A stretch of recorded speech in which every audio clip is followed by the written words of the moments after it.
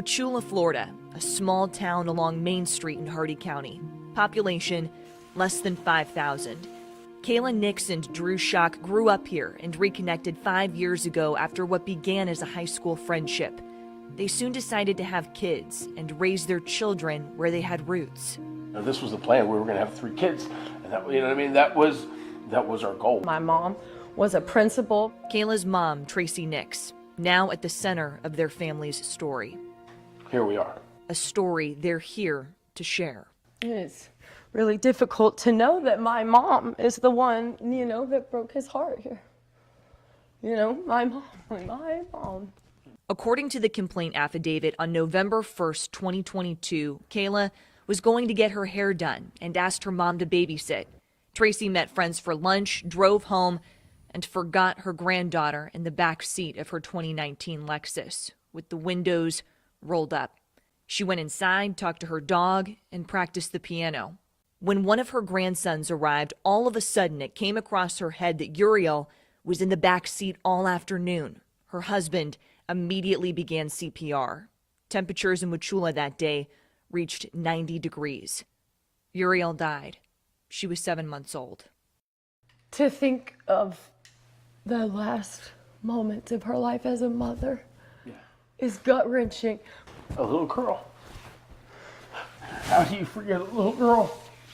After identifying his daughter at the hospital, Drew remembers. We're out in the parking lot just trying to grasp out what just happened, and that it actually just happened twice in our lifetime. Twice in less than a year. 16-month-old Ezra, Uriel's brother, also died while under his grandmother Tracy's care.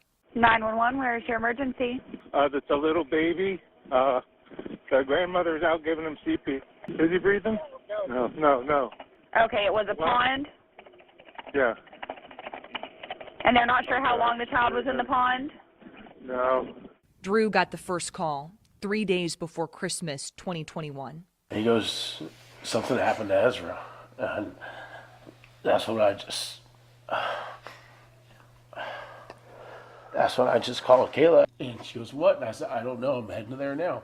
I could see the helicopter landing, and I didn't look when there was a stop sign. I was in a full head-on collision, and I was going 85 miles an hour in that case, 6 months pregnant. But I got out and started running to my parents' house, and at this point I don't have shoes. I'm just running. That was my desperation to get to my son. Kayla says her doctor told her she needed to make a choice. They withheld information from me. Any information that would work me up or make me emotionally distressful would be harmful to my unborn child. And I knew in that moment that as much as I loved him, that she was a real life and she was coming, and it would be wrong of me to lose it over him and hurt her and take her. Kayla and Drew had never seen the incident report detailing how Ezra drowned in a nearby pond the afternoon his grandmother fell asleep. In the report, the detective wrote, a complaint affidavit for child neglect will be forwarded to the state attorney's office for further review. I didn't know that they had ever attempted to file charges. Kayla says she will never forget what a deputy told her. I was told that unless I believed that my mom held my son's head under the water and intentionally killed him, that there is nothing else that they can do about my son's death. In a statement, the state attorney's office said, in cases involving the accidental drowning of a toddler, Florida appellate courts have stated that a one-time lapse of judgment would not establish culpable negligence of the caretaker. His story has gotten lost in hers. After the death of Ezra, your son, did you trust your mom? No. No, we didn't trust her at all. Like I said, that's why we never let Asher go over there. Asher, their now 4-year-old firstborn. We were anxious, but I loved my mother, and I am a daughter that wanted her mom. I thought that if I could believe in second chances, and so when I was told that Ezra's death was an accident, some sliver child part of me. But okay, good, I get to keep this mom, this grandmother, this person. 3 months after Ezra's death, Kayla gave birth to their baby girl. There wasn't a moment to get a grip of the death of my son before there was the life of my daughter. And how beautiful is that? Her name is Uriel, and it means, it's a Hebrew name, and it means God is my light. You're too cute. Kayla and Drew were protective. The very, very minor amount of time that she saw my daughter was almost always supervised. On her daughter's last day, Kayla says she knew her mom's plans. Yuri was at a restaurant with other people that I knew and trusted. Within hours, someone from the sheriff's office showed up at her home.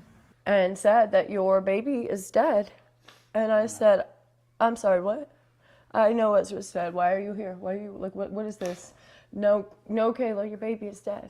2 children now who are no longer here. You know what I mean? Very. Somebody has to answer for that. But Tracy's attorney, William Fletcher, says it depends. But because somebody dies doesn't necessarily mean that somebody has to pay. And this obviously was an accident, and the question was, is it culpable negligence? Fletcher told us Tracy Nix will not be making any public statements. Tracy loves her daughter and her son-in-law and all of her children and her grandchildren. What is she feeling? Totally devastated, totally devastated. Why did you choose to take on this case? It was so incredible. I can't conceive of the pain. I got a couple grandkids, and you feel the same way about your grandkids. So it's not, you know, the parents are hurting, but so are the grandparents are hurting too. So there's no winners here, certainly no winners. Everybody, I mean, it's just total devastation. They're very fine people, and decided I'd take it. I know you've heard sometimes people have been struck by lightning 2 different times, and that's the way I look at this case. We sat down and spoke with Kayla and Drew, the parents, and they say that they want justice in this case. What do you think justice looks like here? Looking at the facts, looking at what really happened, as far as Uriel, the baby girl, which is what the charge what the jury should be focused on, and deciding is this culpable negligence. Fletcher says if found guilty, Tracy could be sentenced to between 12 and 30 years in prison. So then if I'm objective, she needs to go to prison. As her daughter, it kills me to say it. As their mother, I demand it. I want justice for my son, so that way I don't let what happened to my son happen with my daughter and her just get scot-free, because I couldn't live with that as a parent. We asked what they would want Ezra and Uriel to know. That we loved them and that we're sorry. Because they were beautiful children and they were taken by somebody that we believed was worthy of trust. The pretrial hearing is scheduled for March 28th. In Hardy County with photojournalist Randy Wright, I'm I-Team investigator Kylie McGivern taking action for you.